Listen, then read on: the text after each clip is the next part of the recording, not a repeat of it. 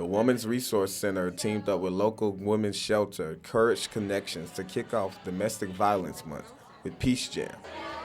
The event featured music from local bands, which provided an uplifting experience for those within the community, as well as therapeutic activities. Fabric pieces that would normally be used in like a quilt, and we're inviting people to write down kind of their own interpretations of the hashtag why I stayed.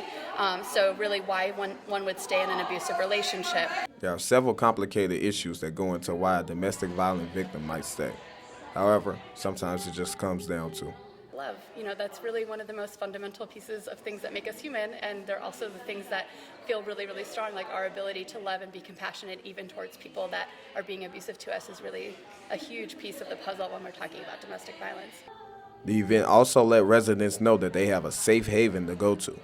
Space is for university students to come if they have a situation that will be considered as an emergency or it's just temporary. Domestic violence victims, though, are not affiliated with the university. They can seek help at Courage Connections, which is a local program.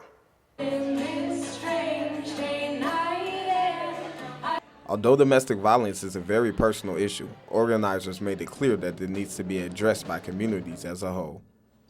Acknowledge that it takes a community to resist things like domestic violence. So getting to know your neighbors, being around each other, forming relationships, and having an opportunity to sit in a room, create art, listen to great music, that's actually a really important part of fighting against domestic violence so that we can see it ended in our community.